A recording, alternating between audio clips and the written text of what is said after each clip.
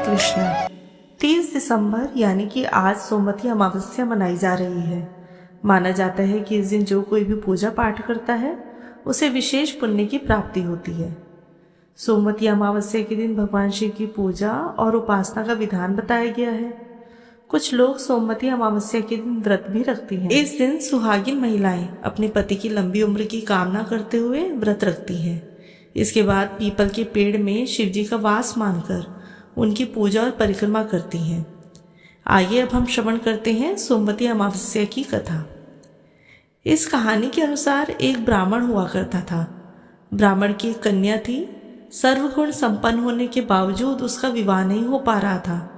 एक बार एक साधु उस ब्राह्मण के घर आया और कन्या के स्वभाव से बेहद प्रसन्न हुआ। उन्होंने कन्या को लंबी आयु का वरदान दिया। तब ब्राह्मण ने साधु से अपनी कन्या के विवाह के बारे में पूछा।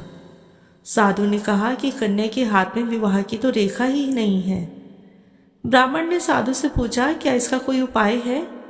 तब साधु ने कहा कि पास के गांव में एक सोना नाम की धोबिन का परिवार रहता है। अगर आपकी कन्या वहां जाकर धोबिन की सेवा करे और खुश होकर धोबिन उसे अपना सुहाग दे दे तो इससे आपकी कन्या का विवाह हो सकता है। इसके बाद कन्या ने धोबिन के घर जाकर उसकी सेवा का प्रण लिया। इस दिन के बाद से रोज सुबह सूर्योदय से पहले कन्या धोबिन के घर जाती, वहां सारा काम करती और चुपचाप अपने घर वापस आ जाती। घर का सारा काम हुआ देख धोबिन को बड़ी खुशी मिलती। उसे लगता था उसकी बहू सारा काम करती है। एक दिन उसने अपनी बहू से कहा कि तुम कितनी अच्छी हो, तुम घर का सारा काम निपटा लेती हो। तब उसकी बहू ने उससे कहा कि ऐसा नहीं है, मैं तो सोती रहती हूँ। तब दोनों के मन में सवाल उठा कि आखिर घर का काम कौन कर रहा है। अगले दिन यह जानने के लिए दोनों इंतजार करने लगी। तभी उन्होंने देखा कि एक कन्या आती है, घर का सारा काम करती है और चुपचाप चली जाती है।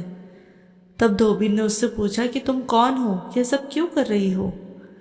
कन्या ने धोबिन को अपनी सारी कहानी कह सुनाई।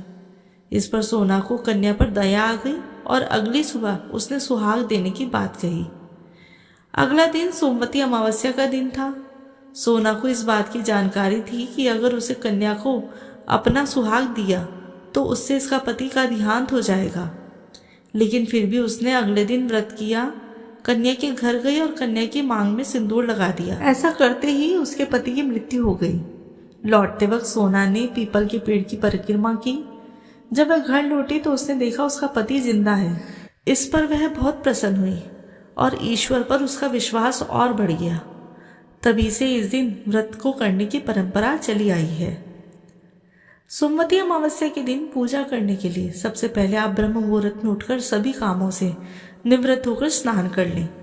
इस दिन गंगा स्नान का अधिक महत्व है, इसलिए गंगा में स्नान जरूर करें। यदि आप गंगा में स्नान नहीं कर सकते किसी कारणवश तो आप घर में ही स्नान के जल में थोड़ा सा गंगा जल मिलाकर स्नान कर लें। इसके बाद सूर्यदेव को अर्घ्य दें और भगवान शिव और माता पार्वती की पूजा करें और मंदिर में भगवान के आगे विशेष रूप से घी का दिया जलाएं। इसके पश्चात शुभ मुहूर्त में आप दान पुण्य अवश्य करें। इस दिन जो है पितरों की शांति के लिए तर्पण में श्राद्ध भी किया जाता है। माना जाता है ऐसा करने से हमें पुण्य फलों की प्राप्ति होती है और जीवन में सुख शांति मिलती है। हरे कृष्ण।